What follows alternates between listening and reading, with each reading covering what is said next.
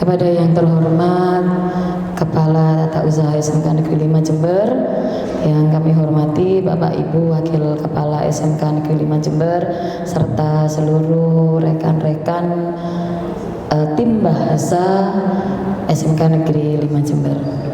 Alhamdulillahirrahmanirrahim, kita panjatkan puji syukur kehadirat Allah SWT yang telah memberikan rahmat dan berkahnya pada kita semua, sehingga pada pagi hari yang penuh berkah dan cerah ini kita bisa berkumpul di Cinema and Lounge dalam acara diseminasi budaya positif di kaliber 55 melalui keyakinan kelas dan penerapan segitiga restitusi.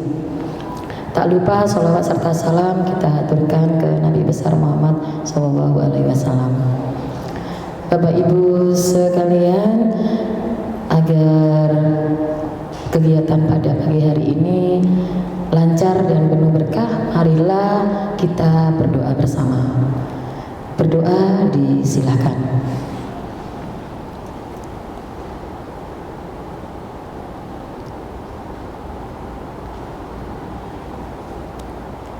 Bisa diakhiri. Nggih, monggo Bu.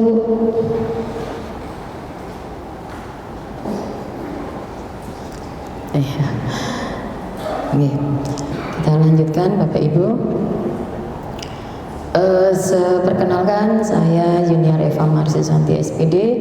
Pada pagi hari ini saya ingin membagikan sedikit pengetahuan yang sudah saya dapatkan dari CGP yang saya ikuti di angkatan 11, yaitu diseminasi budaya positif di kaliber 55 melalui keyakinan kelas dan penerapan segitiga restitusi. Nah, ini tema ini memang berhubungan dengan kita semua sebagai guru, bagaimana kita melayani siswa-siswi kita. Sebelumnya biar kita kompak, biar kita tetap fokus, ya marilah kita yel-yelkan jargon kita ya. Monggo, SMK SMK Negeri 5 Jember pasti bisa. Amazing. Oke, terima kasih Bapak Ibu. Nah, sekarang saya mulai dulu. Nah, ini apa ya? Keyakinan kelas dan penerapan segitiga restitusi. Yang melatar belakangi mengapa kok saya memilih ini, keyakinan kelas dan segitiga restitusi. Nah, di sini sekolah idaman merupakan sekolah yang sesuai dengan cita-cita. Lantas bagaimana cita-cita pendidikan pada sekolah? Sekolah tentunya tempat untuk menuntut ilmu dengan keadaan nyaman dan untuk mengembangkan bakat yang dimiliki. Keadaan nyaman di sekolah dapat diciptakan dengan sekolah tanpa penindasan, tanpa bullying, kemudian dan kekerasan oleh semua warga sekolah. Tentunya tanpa kekerasan. Dengan demikian, seluruh warga sekolah bergotong royong menciptakan sekolah yang nyaman. Hal ini tentunya dapat terwujud melalui budaya positif. Nah, Bapak Ibu semuanya pasti sudah pernah mendengar apa itu budaya positif, ya kan? Nah, kemudian, di sini coba sekarang apa sih yang ada di dalam pikiran jenengan semuanya ketika mendengar budaya positif? Monggo. Apa ya yang ada di dalam pikiran kita? Budaya positif itu apa? Seperti apa? Monggo, boleh contoh, boleh definisi, silakan. Monggo disilakan, apa budaya positif nih? Bu Aini mungkin, apa budaya positif Ibu? Kalau menurut saya sepengetahuan saya gitu, budaya positif itu adalah sebuah kebiasaan. Oke. Sebuah kebiasaan yang baik. Oke, terima kasih. Budaya suatu pembiasaan yang positif. Oke. Lagi, monggo. Budaya positif itu, oh ya Pak Saiful, monggo. Menurut saya budaya positif adalah membiasakan hal-hal yang menuju kebaikan. Oke, menuju kebaikan. Oke, ya. Jadi semuanya ini sudah memahami apa sih budaya positif. Oh, ini Bu Habibah nih ya. Ayo Bu Habibah, apa budaya positif ini? Mohon maaf suara saya agak seksi ini, nggih. Jadi kalau budaya positif itu adalah karena keyakinan-keyakinan itu bisa membuat kita menjadi pribadi yang lebih baik. Oke, siap, melengkapi, lebih lengkap lagi menjadi pribadi yang baik. Oke, kita give applause untuk semuanya. Ya, Bapak Ibu hebat, Bapak Ibu guru hebat. Ya, budaya positif itu seperti yang jenengan semua pahami. Nah, nanti kita lihat bagaimana perwujudan dari budaya positif. Nah, budaya positif ini ya, yang pertama ditayangkan, yang pertama diajarkan adalah disiplinnya dulu, nggih. Nah, bagaimana? Apa sih makna disiplin ini? Kata disiplin telah berubah menjadi sesuatu yang dilakukan seseorang pada orang lain untuk mendapatkan kepatuhan. Kecenderungan umum adalah menghubungkan kata disiplin dengan ketidaknyamanan, bukan dengan apa yang kita hargai atau pencapaian satu tujuan mulia. Nah, contohnya kalau yang disiplin itu dilarang merokok. Ya. Jadi kamu masuk sekolah sini, tidak boleh ngerokok, tidak boleh ini, tidak boleh ini. Nah, itu kan menciptakan satu anak-anak itu tujuannya agar disiplin, kan begitu ya. Kemudian seragam harus dimasukkan. Nah, ini salah satu bentuk kita ingin mewujudkan satu disiplin kepada murid. Nah, ini ada pertanyaan pemantik sedikit. Jenengan cukup menyebut setuju atau tidak setuju. Hukuman dapat mendisiplinkan anak, setuju atau tidak setuju? Nah, Pak David tidak. Ada lagi yang setuju? Hah? Oh, setuju. Pak Dwi setuju. Ya, kan biasa nih ada pro dan kontra. Ada yang tidak setuju dan ada yang setuju. Ya, setuju kenapa? Biar kenapa, Pak? Ada beberapa tipe siswa itu, menurut saya ada beberapa tipe siswa itu dia memang ingin bisa disiplin ketika ada hukuman.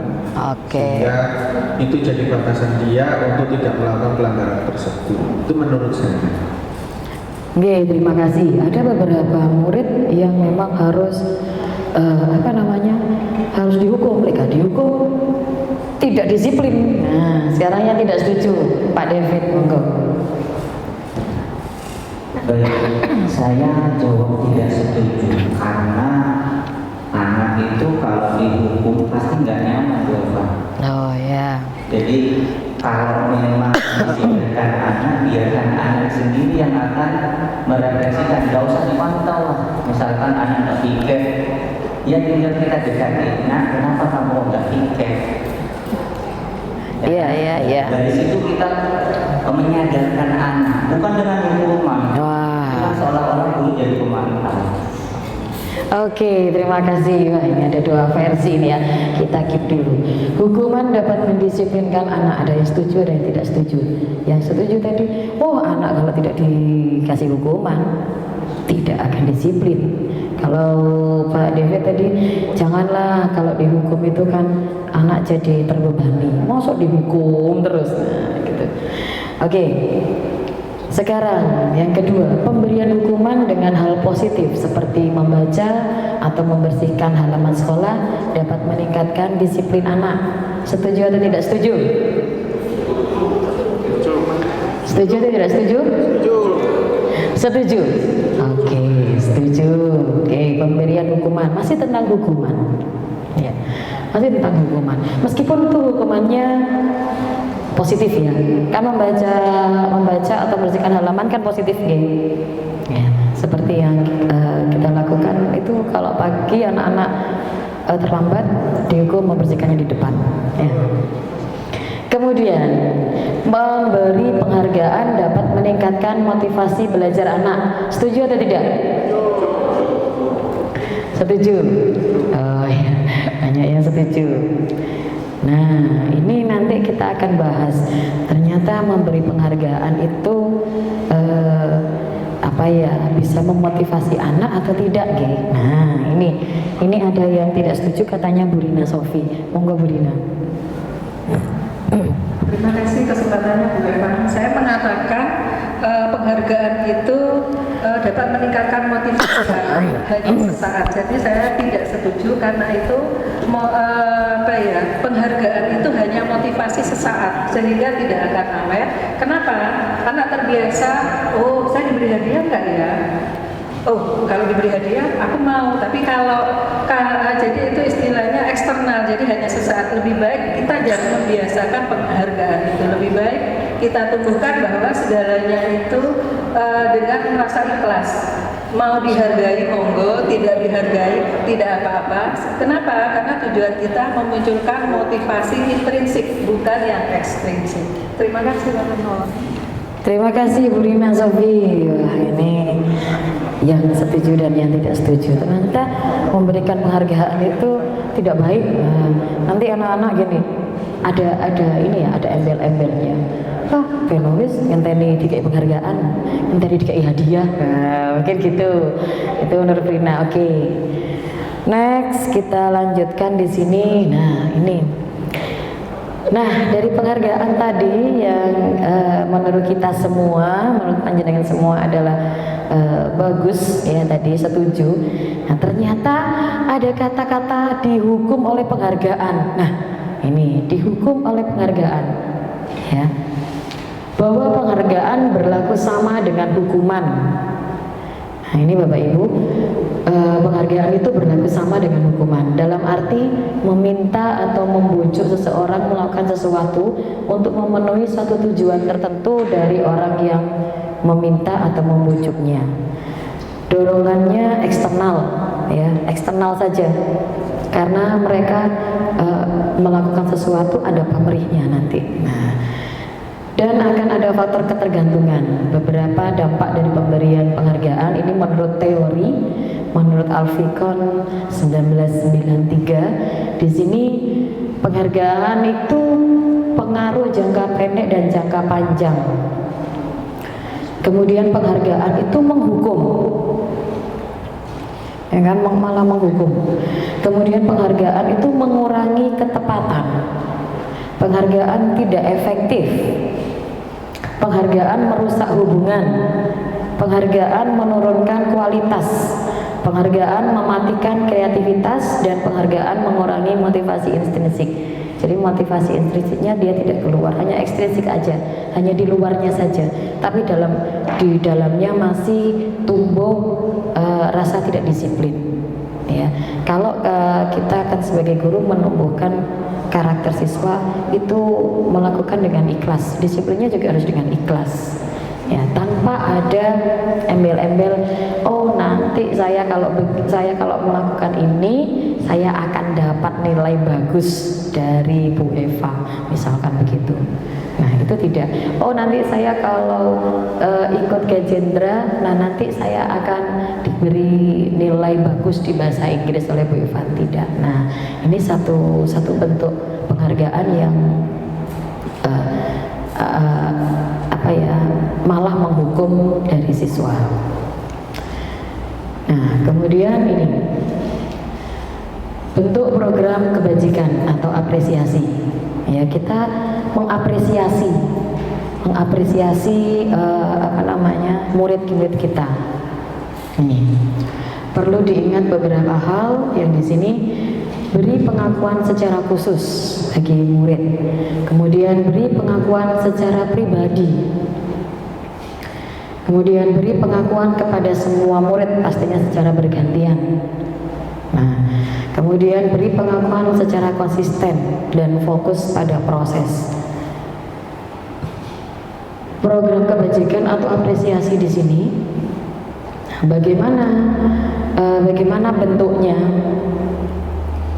Nah, ini contoh apresiasi kebajikan. Ada kalimat-kalimat seperti ini. Kemarin saya perhatikan, nah ini ada empati yang dilakukan oleh murid.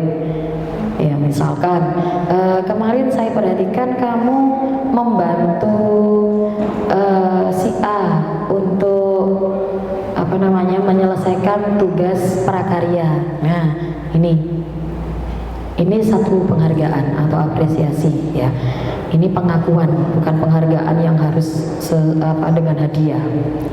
Kemudian saya menghargai usaha kamu, saya menghargai usaha kamu dalam memberikan contoh ke teman-temannya untuk menerapkan LISA. LISA ini memang saya angkat jadi program. LISA itu lihat sampah ambil. Nah, jadi kalau di kelas itu anak-anak saling mengingatkan, itu ada sampah, ayo diambil, dibuang di tempat sampah. Nah, itu. Kemudian terima kasih untuk bla bla bla.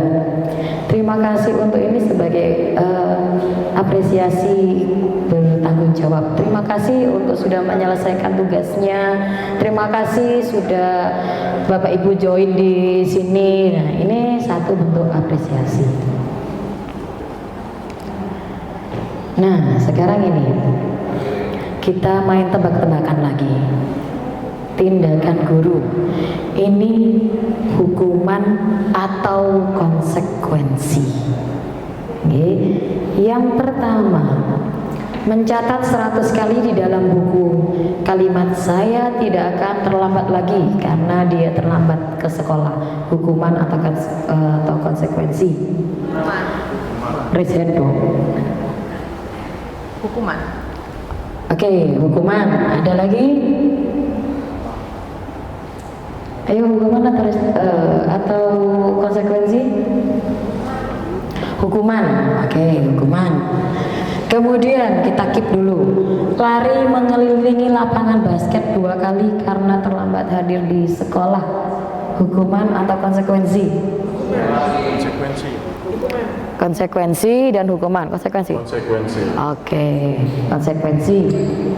Ada hukuman yang konsekuensi. Luwur ini. Golek aman. Kemudian yang selanjutnya, murid diminta untuk push up 15 kali karena tidak menggunakan masker di saat ke sekolah. Hukuman atau konsekuensi? Hukuman, konsekuensi. Oke. Ya, kita keep semuanya. Kemudian menggantikan kertas tugas teman yang telah dicoret-coret, hukuman atau konsekuensi? Konsekuensi. Oke, kita keep lagi. Membersihkan tumpahan air di meja tulis karena tersenggol pada saat belajar. Konsekuensi. Murid disuruh untuk tidak mengenakan sepatu seharian di sekolah karena tidak mengenakan sepatu hitam. Hukuman atau konsekuensi? Ada yang sering begitu? Kemudian lari mengelilingi lapangan basket 2 kali karena terlambat 10 menit pada saat pelajaran PJOK. Oh, pemanasan ya. Ya. Kita lihat jawabannya. Kling. Nah, ini. Jadi yang mencatat 100 kali itu hukuman. Betul, tadi hukuman ya. Kemudian yang lari mengelilingi lapangan basket juga hukuman. Push up itu juga merupakan hukuman. Mengganti kertas ini konsekuensi. Ya, jadi ya Bapak Ibu sudah bilang konsekuensi itu.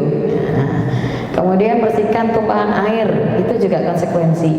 Murid disuruh memakai sepatu seharian, ternyata ini hukuman. Ya, ini hukuman. Kemudian lari mengelilingi yang ini untuk PJOK adalah hukuman juga, hukuman. Nah, sekarang apa sih bedanya hukuman dan konsekuensi itu? Ayo, silakan, apa hukuman dan konsekuensi? Nah, ini Pak David.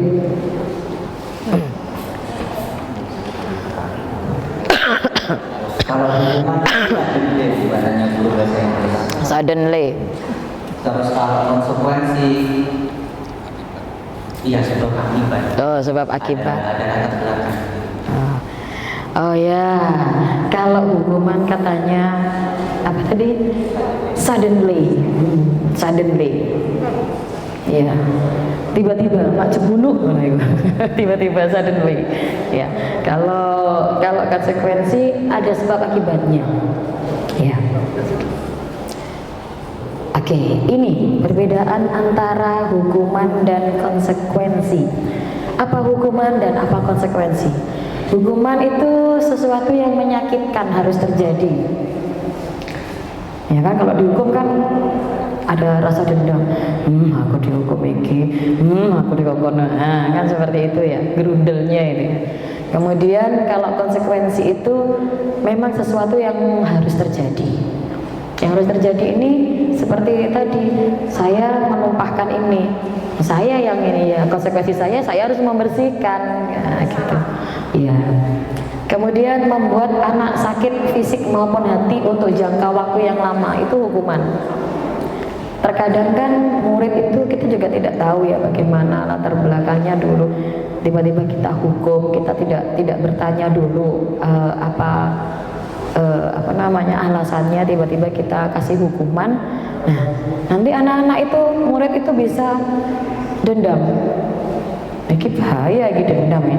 Nanti tiba-tiba pulang sepeda motor kita semua dikepesin. Ya. Nah, itu dalam jangka waktu lama. Kalau konsekuensi membuat anak merasa tidak nyaman dalam jangka waktu pendek. Karena saat itu aja, saat membahkan tadi, waduh, dia sudah merasa bersalah, waduh ya opo iki yo, sudah saya ganti, tapi setelah itu selesai. Ya. Kemudian anak membenci kedisiplinan. Sedangkan konsekuensi anak menghargai disiplin. Sehingga menimbulkan anak itu dalam pikirannya, oh tiba-tiba disiplin ini penuh dengan hukuman. Nah, itu ya, di mindsetnya dia. Tapi kalau konsekuensi, anak itu lebih menghargai disiplin. Oh berarti saya tadi kena ini menumpahkan, saya tidak itu lagi. Kemudian mendorong anak menyakiti diri sendiri. Oh sorry, itu sebuah paksaan, sedangkan yang konsekuensi merupakan tanggapan. Ya. Mendorong anak menyakiti diri sendiri, yang konsekuensi mendorong anak agar mudah menyesuaikan diri. Nah ini. Kemudian konsep diri yang buruk itu di hukuman. Kalau konsekuensi dia konsep diri yang baik, karena dia tanggap. Ya kan, setelah merusakkan punya temannya, dia tanggap, oh ya saya harus mengembalikan seperti semula. Anak belajar untuk menyembunyikan kesalahan. Nah, yang di sini anak belajar untuk mematuhi peraturan. Kalau kita tanya murid kita, ayo kamu kenapa kok ini? Banyak alibi bin Abi Thalib ya, banyak alasan. Nah, banyak alasan. Anunya tuh banyak. Nah, itu ya. Tapi kalau yang konsekuensi anak belajar untuk mematuhi peraturan. Nah, itu. Kemudian yang hukuman itu menimbulkan rasa marah, rasa bersalah, dipermalukan dan merasa tidak dihargai. Ya kan, kalau kita hukum anak, ayo keliling lapangan, sing lainnya membuli wis. Gitu ya pasti ya. Nah, itu dia merasa tidak dihargai. Kemudian ini yang konsekuensi kehilangan hak, dibuat tidak nyaman, diasingkan di saat sementara aja. Oh ini salahmu mau kan gitu ya. Tapi sementara, setelah dibersihkan selesai bagus. Nah, dari semuanya itu kita simpulkan bahwa budaya positif itu seperti ini. Ya, seperti yang Bapak Ibu ungkapkan tadi, ya, itu kita rangkum di sini bahwa budaya positif adalah nilai-nilai, keyakinan-keyakinan dan kebiasaan-kebiasaan yang berpihak pada siswa agar siswa dapat berkembang menjadi pribadi yang kritis, penuh hormat dan bertanggung jawab.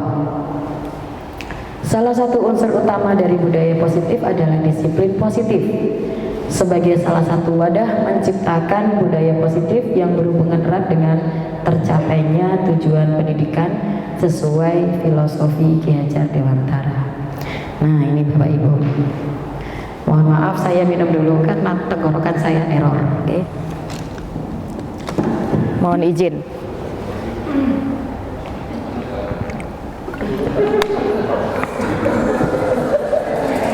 Oh, bertukar. Boleh bertukar, silahkan.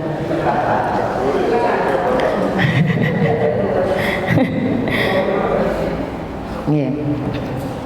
Nah, kemudian tujuan dan aksi nyata yang saya akan terapkan di sini menumbuhkan budaya positif dengan menanamkan nilai kebajikan dan keyakinan serta kesepakatan kelas yang sudah dibuat. Jadi di sini saya fokus pada kesepakatan kelas. Menumbuhkan nilai-nilai profil pelajar Pancasila pada diri peserta didik dalam proses pembelajaran. Memahami penerapan segitiga restitusi. Nah, nanti panjenengan pasti akan tahu apa tuh dari tadi segitiga restitusi. Mewujudkan pembelajaran yang berpihak pada murid, menumbuhkan budi pekerti yang baik, tanggung jawab, disiplin dan komitmen. Mengajarkan murid cari solusi dari satu permasalahan.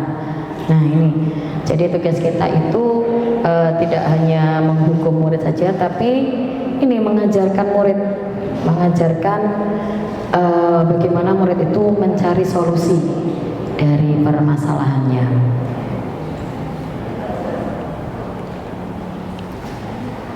Nah, disiplin positif. Langkah dari disiplin positif, salah satu langkah untuk menimbulkan kembali disiplin positif tersebut adalah dengan membuat keyakinan kelas pada pembelajaran tatap muka yang mulai berlangsung. Keyakinan kelas dipilih karena setiap tindakan atau perilaku yang kita lakukan di dalam kelas dapat menentukan terciptanya sebuah lingkungan positif. Perilaku warga kelas tersebut menjadi sebuah kebiasaan yang akhirnya membentuk satu budaya positif, dan itulah diperlukan penciptaan keyakinan-keyakinan dasar bersama di antara warga kelas. Nah, coba sekarang Bapak Ibu, apakah sudah membuat kesepakatan kelas? Sudah semua, nggih? Sudah membuat kesepakatan kelas? Alhamdulillah, benar sudah ya. Oke, kesepakatan kelas. Nah, coba bisa diberi contoh kesepakatan kelas yang sudah dibuat apa saja? Monggo. Siapa yang sudah membuat kesepakatan kelas? Ayo dong, presiden dong.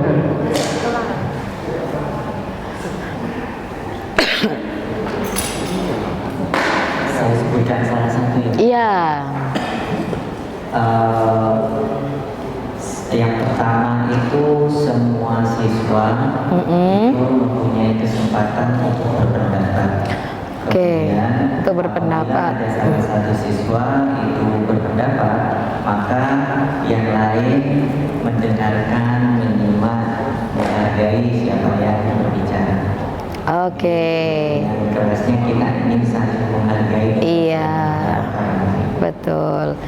Oke, terima kasih Pak David. Nah, Pak David sudah memberikan satu keyakinan kelas tentang menghargai, saling menghargai pendapat di dalam satu kelas. Jadi jika ada satu anak yang berpendapat, ya wis lainnya perhatikan, meskipun tidak diem-diem banget, tapi setidaknya perhatikan, ya, menyimak. Oke, ada lagi? Enggak, Bu Arin, kesepakatan kelasnya apa? Kalau di kelas saya itu boleh santai mengerjakan tugas tapi tetap serius. Oh ya, sersan. Boleh sambil mendengarkan musik, tapi tidak boleh mengganggu siswa yang lain. Jadi misalnya pakai musik sendiri aja, tapi tugas juga harus selesai nih. Oke, iya ternyata ini sersan ya, santai tapi serius. Nah, santai tapi serius. Boleh mendengarkan musik karena memang murid itu kan macam-macam ya. Ada yang belajarnya pakai musik, ada yang belajarnya harus diem. Nah, itu macam-macam. Oke, serius tapi santai. Ya, ada lagi?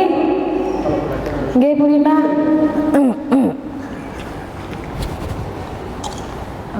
Terima kasih Bu Eva. Salah satu kesepakatan yang saya Jawab apa? anak didik saya itu salah satunya menggunakan smartphone, tapi ada kata kuncinya use your smartphone wisely. Karena saya beranggapan hari ini tidak pakai HP kok susah ya Ibu. Jadi itu ada kata kunci dengan bijaksana. Terima kasih. Nggih, terima kasih. Waduh, ini penggunaan gadget. Ya, memang sekarang kita murid-murid kita itu tidak terlepas dari gadget ya. Kemana aja bawa gadget. Nanti bawa gadget. Tidak usah murid, anak saya juga begitu.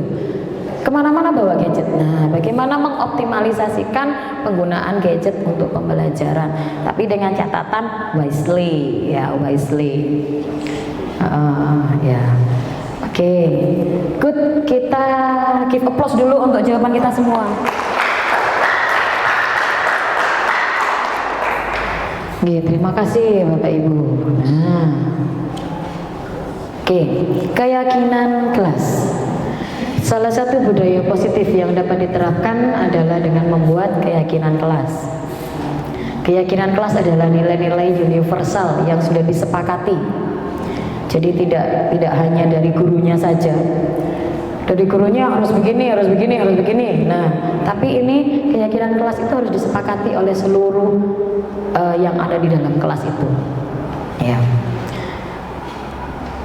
Ini disepakati tanpa ada paksaan dan diyakini bersama yang berasal dari penyatuan pikiran untuk menjadi nilai-nilai kebaikan dan dilaksanakan oleh seluruh warga kelas. Jadi ada nilai-nilai kebajikan di sana. Dan itu harus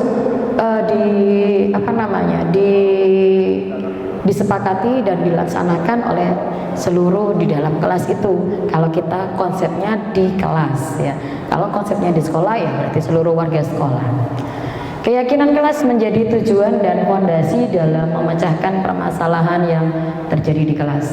Dengan praktik pembuatan keyakinan kelas, murid dapat berpikir secara kritis. Apa yang bagus untuk kelasnya. Kemudian kreatif, reflektif dan terbuka dalam menggali nilai-nilai yang diyakini di dalam kelas. Dengan keyakinan kelas, murid akan lebih memiliki motivasi internal, ya, motivasi internal untuk menjalankan keyakinan dibandingkan melaksanakan peraturan. Nah, peraturannya begini-begini. Nah, tapi kalau ada mereka satu kelas itu punya satu keyakinan kelas yang begini karena sesuai dengan kesepakatan, nah itu bisa mereka menjalankannya dengan ikhlas, dengan hati. Nah, ini selain itu murid dapat memahami makna dan tujuan dari keyakinan yang sudah dibuat. Langkah-langkah utama dalam menerapkan keyakinan kelas. Ini ada langkah-langkahnya. Bagaimana kita membuat satu keyakinan kelas, ya.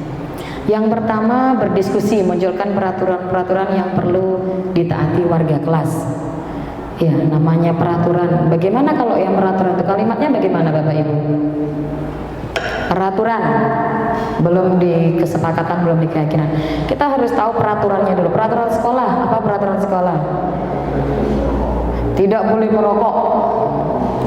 Apa lagi? Tidak boleh membuang sampah, terus sampahnya dibawa pulang. Tidak boleh menggunakan sepatu selain berwarna hitam. Okay. Tidak boleh lompat pagar. Kok pagar ya? Tembok sekarang ya, bukan pagar. mengubah peraturan-peraturan menjadi kalimat yang lebih positif. Nah, dari peraturan ini, peraturan itu kan bentuknya dilarang, kan begitu ya, dilarang. Nah, itu dijadikan satu kalimat yang lebih positif, yang lebih smooth, ya. Jadi enak didengarnya, tidak berupa larangan, ya, tidak diperkenanan. Si ono tidak, nah kan, diharap. Coba bagaimana membuat satu kalimat. Nah, monggo Ibu Bahasa Indonesia. Monggo Bu Nur. Contohnya Bu Nur. Terima kasih. Saya berikan salah satu contoh, misalnya saling menghargai, ya. Kalau apa yang disampaikan oleh Pak David tadi, nilai keyakinan itu saling menghargai. Ketika ada teman yang berbicara, yang lain menyimak, ya, memberikan kesempatan yang lain untuk berbicara dan sebagainya. Itu mungkin yang kedua, membuang sampah pada tempatnya. Daripada menggunakan kalimat dilarang, membuang sampah sembarangan akan lebih membuat lebih pas, membuang sampah pada tempatnya. Terima kasih Bu Eva. Terima kasih Bu Nur. Nah, itu tadi salah satu contoh penggunaan kalimat yang positif. Jadi tidak boleh dilarang membuang sampah sembarangan. Nah, lebih baik menggunakan kalimat membuang atau buanglah sampah pada tempatnya. Kemudian saling menghargai. Nah, itu ya, saling menghargai. Nah, kemudian menyarikan peraturan-peraturan menjadi nilai-nilai kebajikan atau keyakinan kelas. Setelah peraturan-peraturan tadi, kan namanya anak-anak 36 siswa ya dalam satu kelas. Itu kan macam-macam tulisannya, ya. Ada yang ini lingkupnya sama. Menyarikan ini bukan mencari ya, bukan mencari, tapi memfilter sarinya. Ya, menyari. Bahasa Indonesianya gitu Bu, menyarikan, bukan mensarikan. Nah, ya, jadi menyari di sini ya, menyarikan peraturan-peraturan menjadi nilai-nilai kebajikan. Jadi dari punyanya anak-anak tadi 36 murid ya sudah menuliskan keyakinannya. Nah, itu kita menyarikan. Oh, ini golongannya ini. Oh, ini golongan disiplin. Oh, ini golongan menghargai. Oh, ini golongannya bertanggung jawab. Nah, itu kita menyarikan. Ya, agar kenapa kok kita menyarikan? Agar keyakinan kelas itu tidak terlalu banyak. Kalau keyakinan kelasnya terlalu banyak, itu tidak mudah diingat. Iya kan Bapak Ibu? Kalau terlalu banyak keyakinan kelasnya yang harus dilakukan, nanti murid itu akan lupa. Nah, kemudian berdiskusi mengenai gambaran perilaku yang mencerminkan keyakinan kelas. Setelah menyarikan, oh ini golongannya ini, golongannya ini. Nah, itu berdiskusi gambaran perilaku. Perilakunya yang bagaimana ya, yang sesuai dengan ini. Oh, yang disiplin itu begini loh. Nah, menghargai orang lain itu yang begini. Kemudian berdiskusi mengenai peran seluruh warga kelas. Nah, ini peran dari seluruh warga kelas. Perannya bagaimana? Yo, misalkan tadi jika ada satu berpendapat, yang satunya ini satu itu yang berpendapat dulu, satunya biar diem dulu, dengarkan. Nah, ini berbagi peran. Kalau yang satunya berpendapat meskipun itu pro dan kontra, ya kita juga harus saling menghargai, tidak boleh saling otot-ototan dan lain sebagainya. Kemudian meninjau ulang keyakinan kelas dari waktu ke waktu. Meninjau ulang di sini maksudnya keyakinan kelas kita itu seperti ini. Mungkin satu semester sudah lupa, ya sudah lupa. Nah, itu perlu diingatkan, perlu diupdate kembali. Masih sesuai tidak keyakinan kelas kita? Apakah mau ditambahi? Itu sesuai dengan diskusi dalam satu kelas. Nah, ini saya terapkan untuk pembuatan keyakinan kelas kemarin. Yang awal itu di kelas 10 APL 2 kebetulan saya mengajar di sana. Nah, ini tadi tahapannya. 36 siswa, mereka menulis semua. Apa sih yang bagus untuk peraturan sekolah kelas ini? Nah, kemudian di sini. Setelah itu mereka tempelkan di papan. Tempelkan semuanya. Sebelum kita menyarikan tadi ya, kita tempelkan semuanya. Nah, banyak ini kita sarikan tadi, menyarikan. Oh, ini golongannya ini golongannya ini. Nah, sehingga nanti terbentuk satu keyakinan kelas yang sesuai dengan nilai-nilai kebajikan. Ada disiplin, ada saling menghormati, jujur, aktif ini seluruh siswa itu harus aktif kalau dalam pembelajaran. Tidak boleh ada yang tidur, tidak boleh anak sing izin. Nah, itu ya. Kemudian kreatif. Ya, jadi satu kelas itu harus kreatif, tidak boleh kreatif itu maksudnya punya ide-ide baru ya untuk semua untuk di satu pembelajaran. Kemudian kolaboratif. Iya, harus kerjasama. Kita harus kerjasama dalam satu ini kan biasanya dibentuk kelompok itu Bu. Nah, kemarin anak-anak begitu kan bentuk kelompok Bu. Jadi kalau kelompoknya itu ada beberapa yang tidak mau mengerjakan, nah itu ada keyakinan kelas seperti itu. Jadi harus kolaboratif dan mandiri. Nah, mandiri di sini anak-anak lebih mandiri dalam pembelajaran. Jika misalkan satu contoh tidak ada gurunya, ya seperti saat sekarang ini Bapak Ibu sedang ada di sini. Nah, anak-anak itu sudah mandiri di sana, tahu apa yang harus dilakukan. Jadi tidak nongkrong, tidak keluar, tidak ke kantin. Nah, itu satu. Ini kan yang mandiri. Nah, ini kesepakatan kelas ditandai dengan mereka bersukaria dengan dengan ini ya keyakinan kelasnya sudah terbentuk dan kita wajib untuk melaksanakan keyakinan kelas. Nah, itu tentang keyakinan kelas Bapak Ibu. Bagaimana untuk yang di keyakinan kelas? You get the point. Waduh, koyok nih kelas. You get the point. Ya, bagaimana yang di keyakinan kelas Bapak Ibu? Sampun ya, berarti di keyakinan kelas itu kita hindari menggunakan kalimat-kalimat yang negatif. Jangan tidak boleh dengan dilarang. Nah, itu kalimat-kalimatnya yang positif-positif saja. Seperti tadi sudah Bapak Ibu ungkapkan. Oke, kita ke restitusi. Nah, ini restitusi ini saya beri tanda tanya 3 karena apa sih restitusi ini? Ya, jangan salah baca ya. Tadi ada yang salah baca. Pak Ritra salah baca tadi restitusi ini ya. Restitusi ini menurut seorang ahli Gosen 2004 proses menciptakan kondisi bagi murid untuk memperbaiki kesalahan mereka sehingga mereka bisa kembali pada kelompok mereka dengan karakter yang lebih kuat. Restitusi juga merupakan proses kolaboratif yang mengajarkan murid untuk mencari solusi untuk masalah mereka dan membantu murid berpikir tentang orang seperti apa yang mereka inginkan dan bagaimana mereka harus memperlakukan orang lain. Ini menurut teori Gosen 2004. Nah, sekarang sebelum ke restitusi, apakah Bapak Ibu pernah mendengar restitusi? Pernah? Nih, coba apa sih restitusi itu? Menurut panjenengan, ini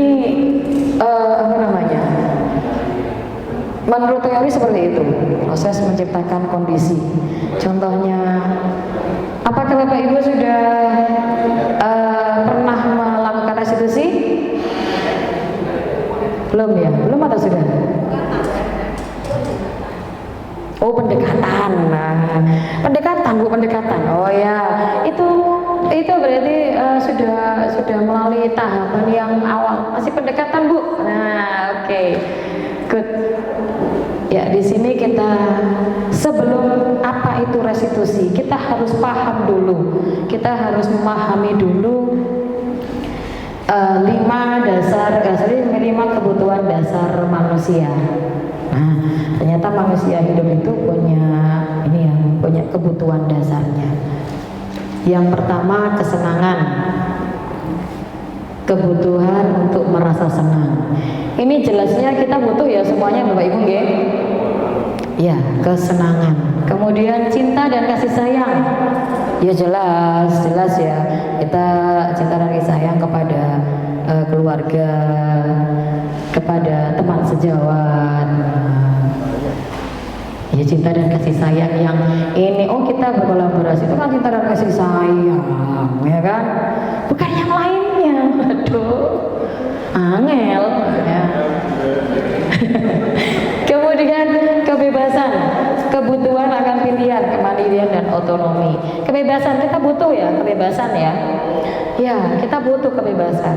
Tidak mungkin orang yang selalu terkekang terus nggak butuh kebebasan. Tidak mungkin. Kita ada sekali waktu, ini Q time saya, gitu ya. Kemudian penguasaan, kebutuhan pengakuan atas kemampuan prestasi yang diakui.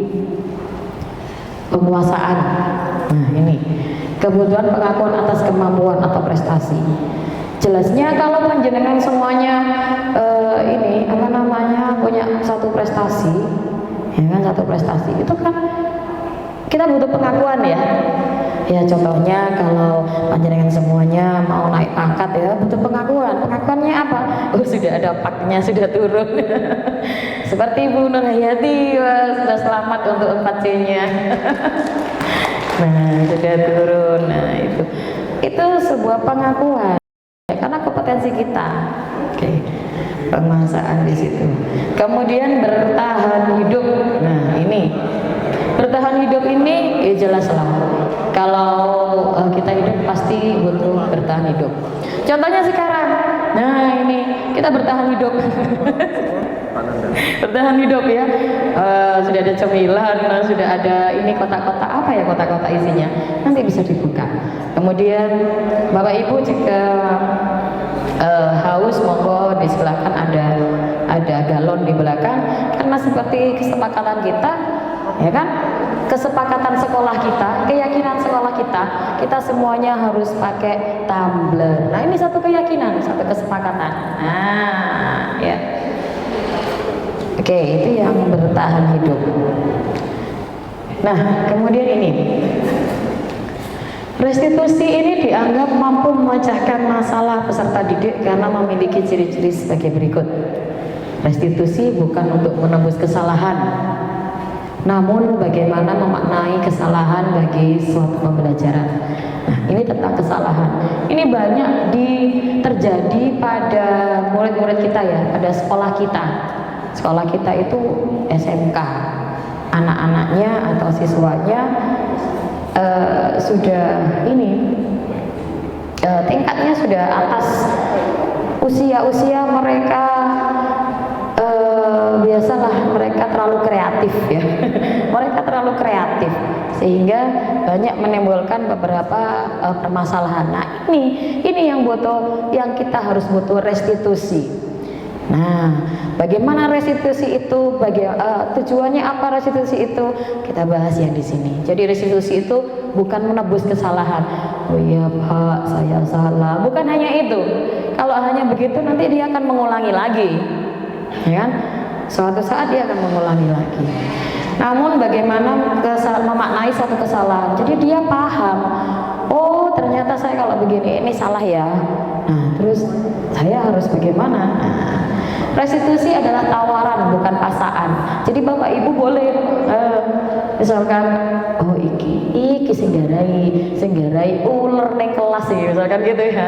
Nah itu jangan sini ayo tak ajak restitusi, mau nggak nah gitu.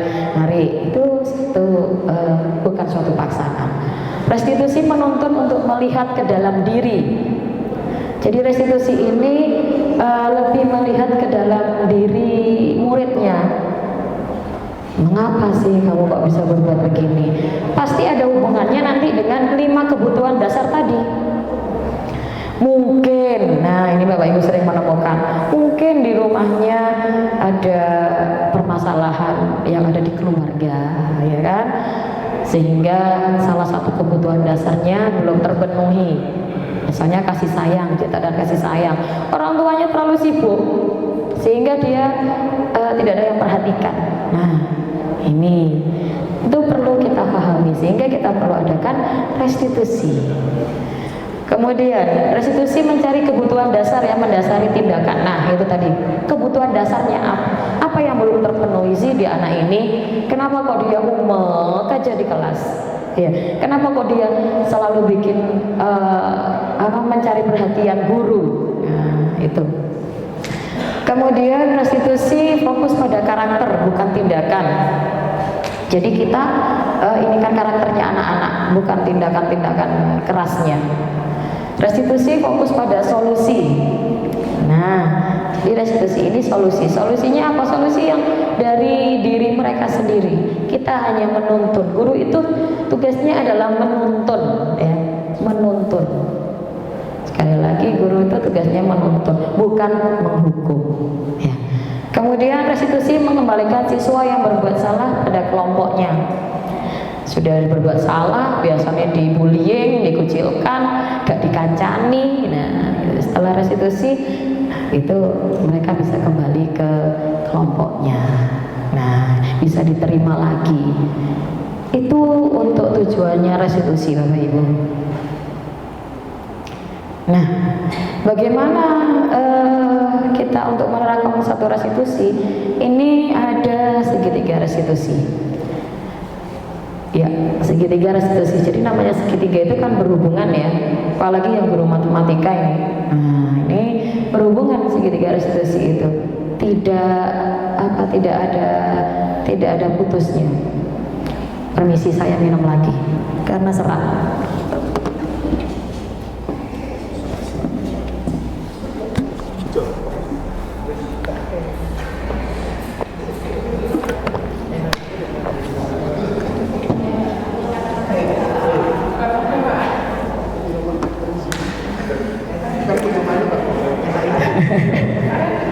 Ya,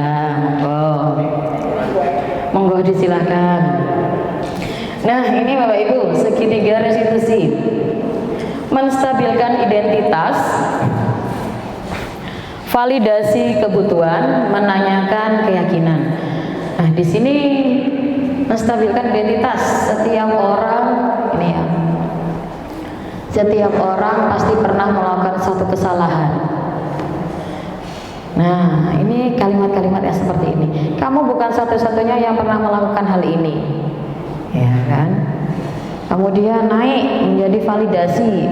Bagaimana validasi? Namanya mau validasi. Kalau menstabilkan identitas, seperti yang sudah diungkapkan Bu Aini tadi, sudah pernah Bu, tapi masih pendekatan. Nah, itu pendekatan ini ya, pendekatan ya Bu ya. Ya, pendekatan ini masuk ada menstabilkan identitas. Jadi masih pendekatan ditanya. Nah, lebih memberi ruang atau ketenangan kepada peserta TPI untuk merenung, untuk sendiri dulu, menemukan kesalahannya dulu. Iya, oke, merenungi dulu kesalahannya apa. Nah, itu pada menstabilkan identitas, ya. Itu menstabilkan identitas. Kamu sendiri dulu, renungi dulu apa sih kesalahan. Nah, itu ya. Kemudian validasi kebutuhan. Nah, adakah cara lebih efektif untuk mendapatkan apa yang kamu butuhkan? Ini pada validasi kebutuhan. Dan nanti di terakhirnya ada pada menanyakan keyakinan. Nah, jadi tahapannya restitusi itu yang pertama menstabilkan identitas. Yang kedua validasi tindakan yang salah. Dan yang ketiga menanyakan keyakinan. Nah, ini Bapak Ibu, menstabilkan identitas. Nah, tahapannya bagaimana ya kalau menstabilkan identitas? Nah ini seperti tadi ya Bu Aini ya, Master Identitas bertujuan untuk mengubah identitas anak yang gagal karena melakukan kesalahan menjadi orang yang sukses dari merasa sedih dan emosional hingga mampu menggunakan fungsi rasionalnya. Nah tadi Bu Aini sudah Bu, biar anaknya merenung dulu. Nah ini ya, merenung dulu. Ya wis, merenung dulu rek, merenung dulu nak. Nah, apa sih yang ngambil ini kan? Nah itu. Kemudian kita memasukkan contoh responnya. Setelah kamu lakukan, oh ya, kamu tuh berbuat salah juga tidak apa-apa. Ya, awal-awal yang diucapkan harus itu. Ya, berbuat salah itu orang kan memang tempatnya salah. Ya, kan begitu Jiren ya.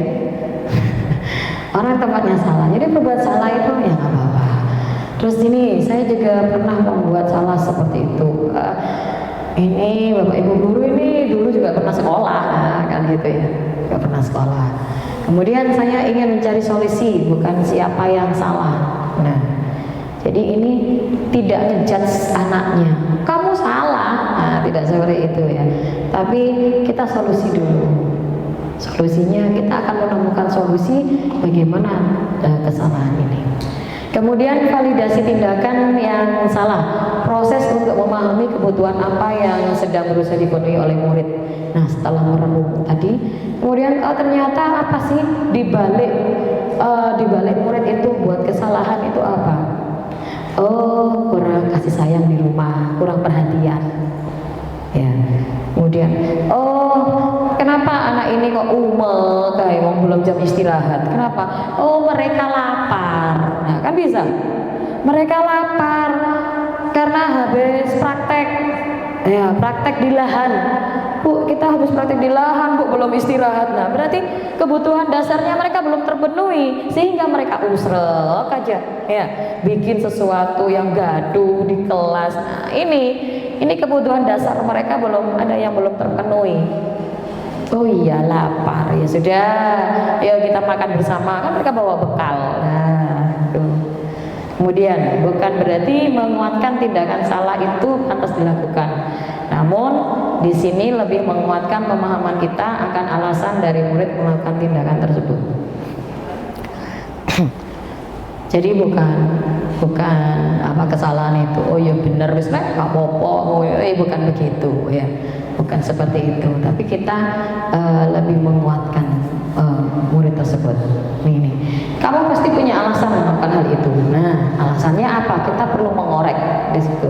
Kemudian kamu boleh mempertahankan sikap itu, tapi kamu harus menambah sikap yang baru. Ya, menambah sikap yang baru di sini yang lebih positif. Boleh kamu usrek ngerundel, tapi menambah sikap satu yang baru apa? Silahkan raise your hand. Bu, permisi, kan bisa. Bu, permisi, kami loh Bu lapar. Nah, oh gitu. Nah, kan itu. Ini satu tindakan tahapan dari restitusi. Kemudian menanyakan keyakinan. Proses di mana murid menghubungkan dirinya dengan nilai-nilai yang dipercaya. Nilai-nilai yang dipercaya tadi nilai kebajikan ya, ada disiplin, ada gotong royong. Nah, itu nilai kebajikan. Ya, ada saling menghargai. Nah, itu tadi kan saling menghargai sudah. Semua sudah keso gini-gini lapar. Nah, tiba-tiba dia raise hand. Ini menghargai siapa? Menghargai gurunya. Kan ya, kita juga bisa menghargai. Kita juga bisa menghargai siswa. Oh iya, siswa itu sudah raise hand. Oke, kita beri kesempatan. Nah, ini yang segitiga restitusi seperti itu. Sekarang contoh kasusnya. Ini salah satu contoh kasus saja. Kita akan belajar praktek. Terdapat siswa menggunakan pakaian kerja yang tidak lengkap sesuai keyakinan kelas. Apakah siswa tersebut diperbolehkan praktek atau tidak? Nah, selama ini kebiasaan kita adalah langsung maafkan atau buat mereka tidak nyaman. Biasanya bilang, ya wes kado, apa-apa wes, kan gitu ya. Terus misalkan lagi, lihat itu, pas lo ya, sekali lagi, kalau waktunya praktek harus menggunakan baju praktek. Lihat si A tidak pakai baju praktek. Nah, ini apa ya? Kita kebiasaan kita merasa tidak nyaman, membuat Jadinya yo izin, yo anu, tapi yo apa maneh, rumah saya jauh, kan nggak mungkin saya pulang. Nah itu saya tadi di tidak naik kendaraan dan sebagainya. Ini salah satu cara untuk memperbaiki diri itu dengan segitiga restitusi. Dengan segitiga restitusi, diajak ngomong dulu anaknya, diajak, ayo ke sini, diajak ngomong. Kenapa kamu nggak pakai ini? Jadi kita menggali dulu. Kenapa? Oh, baju praktek saya belum dicuci atau bagaimana? Nah ini ya. Ini perlu kita lakukan segitiga restitusi. Jadi di sini kesimpulannya, melalui tindakan restitusi ini, siswa dapat menyadari dan mengakui kesalahannya. Kesalahan apa?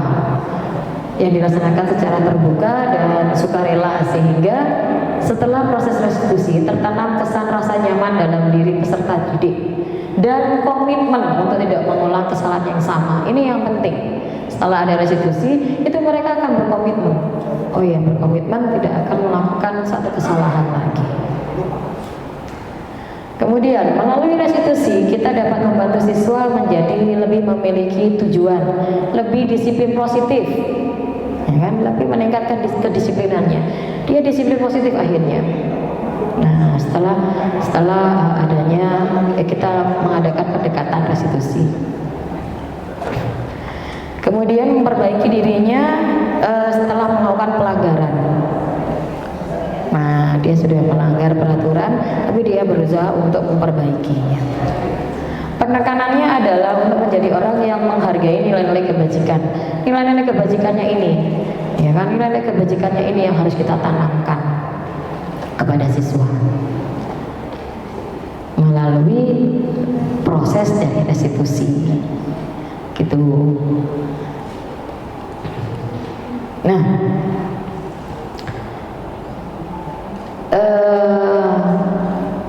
sekilas tadi tentang restitusi, ya.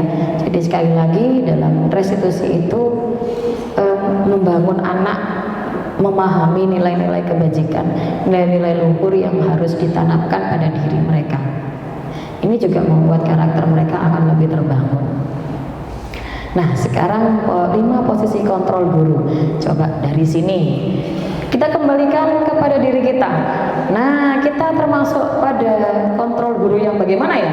Penghukum, pembuat merasa bersalah, teman, pemantau, atau manajer. Yuk, siapa yang mau mengungkapkan ini? Sebagai apa ya saya jadi guru selama ini? Pak Sugeng dong, oh Purina, Pak Sugeng, senior nih loh. Sebagai teman.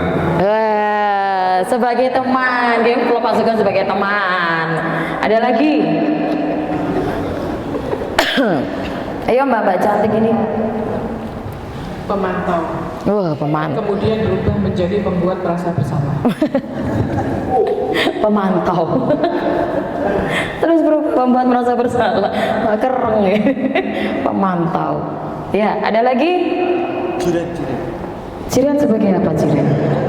Saya sebagai manajer. Wah, Jiran sebagai manajer.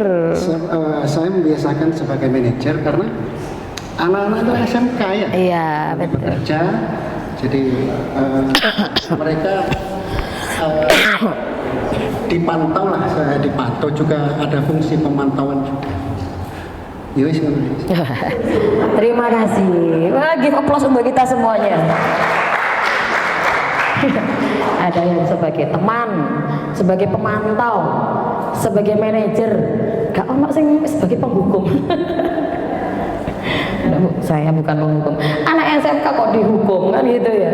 Anak SMK itu tidak boleh dihukum. Ya, 5 posisi kontrol guru. Oke, kita coba lihat di sini. Penghukum. Nah, ini loh yang penghukum itu. Emang sengaja saya bikin begini ya. Cocok koyoke. Saat pembelajaran di kelas mari ngono tertidur. Nah, ini cocok wis. Gurune sing ini. Prok. Ini penghukum. Ya, ini seorang penghukum bisa menggunakan hukuman fisik maupun verbal. Orang-orang yang menjalankan posisi penghukum selalu mengatakan bahwa sekolah memerlukan sistem atau alat yang dapat lebih menekan murid-murid. Nah, ini tadi murid-murid yuk kalau tidak dikasih hukuman, nggak ditekan, nggak disiplin. Nah, ini ya penghukum. Patuhi aturan saya. Nah, ini. Atau awas. Nah, ya. Kamu ini selalu saja salah. Nah, ini kalimat-kalimat seperti ini. Nah, ini. Kemudian pembuat merasa bersalah. Nah, buat merasa bersalah itu siswanya jadinya mumet ya. Saya bersalah. Pada posisi ini biasanya guru akan bersuara lebih lembut. Suaranya lembut, ya. Seperti mana ini Pak Nurholis nih ya? Suaranya lembut, tapi nyelengit. Ya. Orangnya lembut tapi nyelengit ya.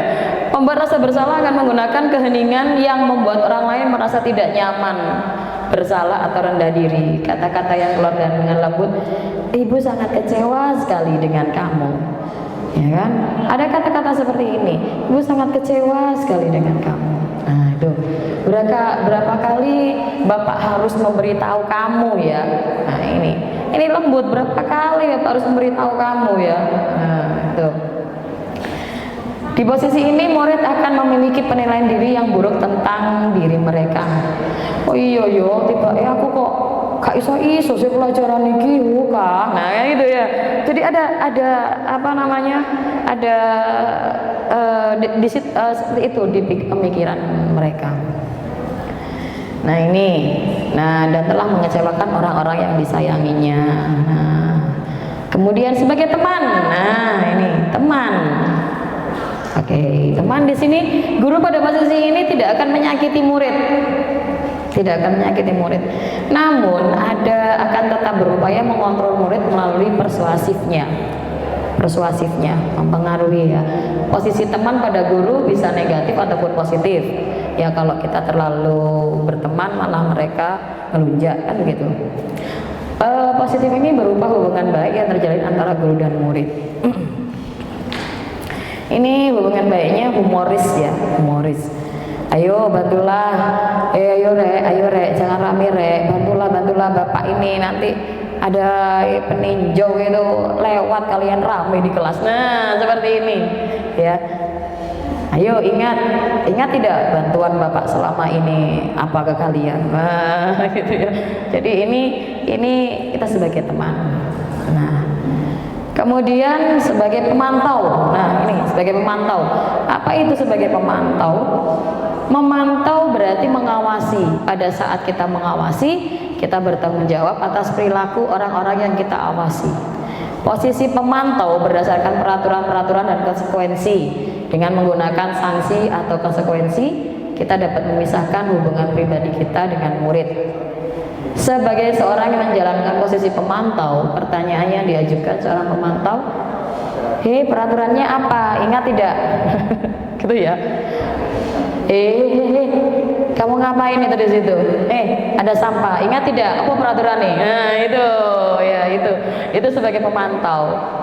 Ya kita lewat di kelas, ayo, iku apa iku? Nah ini sebagai pemantau.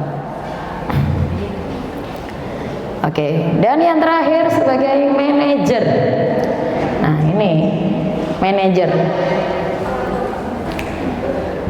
Posisi di mana guru berbuat sesuatu bersama dengan murid, mempersilahkan murid mempertanggungjawabkan perilakunya, mendukung murid agar dapat menemukan solusi atas permasalahannya sendiri. Nah kita ini harus menjadi seorang manajer di dalam kelas ya. Seorang manajer telah memiliki keterampilan di posisi teman maupun pemantau, dan dengan demikian bisa jadi di waktu-waktu tertentu kembali kepada kedua posisi tersebut bila diperlukan. Jadi ada waktunya kita jadi pemantau, ada waktunya kita jadi teman, ada waktunya. Nah itu kita harus bisa memanage. Kita jadi manajer. Nah di sini Namun bila kita mainkan murid-murid itu yang menjadi manusia yang merdeka, ya, mandiri dan bertanggung jawab, maka kita perlu mengacu pada restitusi yang dapat menjadikan murid kita menjadi seorang manajer. Jadi kalau merestitusi itu harus kita menjadi seorang manajer. Anak-anak diharapkan menemukan solusi yang tepat, yang baik untuk dirinya dan langsung diaplikasikan, dan itu tidak akan kesalahan-kesalahan itu tidak akan diulangi lagi. Nah, ini di sini penekanan bukan pada kemampuan buat konsekuensi, namun dapat berkolaborasi dengan murid. Ya, jadi bisa berkolaborasi dengan murid. Bagaimana memperbaiki kesalahan-kesalahan yang ada. Oke, ya. Ini jadi di sini Bapak Ibu, terima kasih atas semuanya. Kita give applause dulu untuk kita semua. Nah, dari semuanya ini, dari keyakinan kelas, restitusi, nah kemudian memang 5 kebutuhan dasar ini, dari sini semua coba saya ingin pendapat dari Bapak Ibu guru, kita refleksi sebentar, refleksi apa sih yang sudah kita dapat dari diseminasi hari ini. Monggo silakan, siapa raise hand. Apa yang kita dapat dari hasil diseminasi pada pagi hari ini? Bu Nurhayati, monggo. Terima kasih Bu Eva. Terima kasih, luar biasa materinya, membuat saya merasa senang ya, dan bangga memiliki teman yang selangkah lebih maju dari kami. Materi ini mengingatkan saya, mudah-mudahan di setiap pembelajaran saya bisa membuat kesepakatan kelas, tidak selalu mengacu pada harus begini, harus begitu, tapi bagaimana membuat kesepakatan kelas sehingga anak-anak tumbuh disiplinnya tanpa ada tekanan. Terus kedepannya saya juga ingin menerapkan di setiap pembelajaran maupun di setiap kegiatan yang dilaksanakan di sekolah. Terima kasih Bu Eva sudah menginspirasi kami semuanya, luar biasa. Terima kasih Bu Nur, satu refleksi dari Bu Nur, dan ke depannya bagaimana. Monggo, siapa lagi? Oh, Bu Anita. Bu Anita. Permisi, biar saya yang muter, biar langsing. Seperti Bu Anita. Terima kasih Ibu Eva. Luar biasa sekali apa yang Panjenengan sampaikan tadi, amazing, dan saya juga secara pribadi sangat merasa mendapatkan ilmu yang bermanfaat. Terutama ini juga insya Allah akan kami berusaha untuk terapkan di dalam kelas pembelajaran saya, dan apa yang Ibu Nur sampaikan tadi juga betul-betul sesuai dengan apa yang menjadi pemikiran kita semuanya, terutama saya secara pribadi. Mulai dari kesepakatan kelas, kemudian bagaimana 5 kebutuhan dasar manusia, dan bagaimana kita komposisikan diri apakah sebagai manajer, kemudian keterangan-keterangan yang lain ini tentunya benar-benar akan bisa menjadi sebuah bekal bagi saya secara pribadi, karena dalam hal ini apa-apa yang selama ini sebenarnya ada di depan mata kita, tetapi kita itu mungkin karena banyaknya kesibukan, kemudian durasi yang sangat lama di sekolah, sehingga jarang sekali kita membuka materi-materi yang seperti ini, sehingga luput dari pemikiran kita.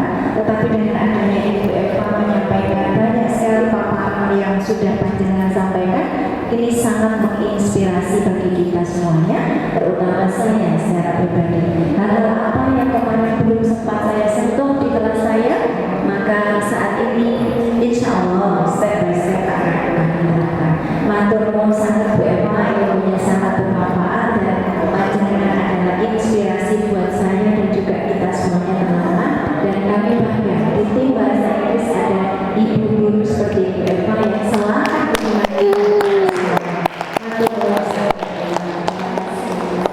Nggih, terima kasih Bu Anita, terima kasih Bu Rina Sofi. Alhamdulillah. Alhamdulillah diseminasi pada pagi hari ini selesai, dan terima kasih atas masukannya. Semoga kita nanti ke depannya lebih baik, lebih memahami, lebih menuntun murid-murid kita menuju nilai-nilai kebajikan dan sesuai dengan visi sekolah.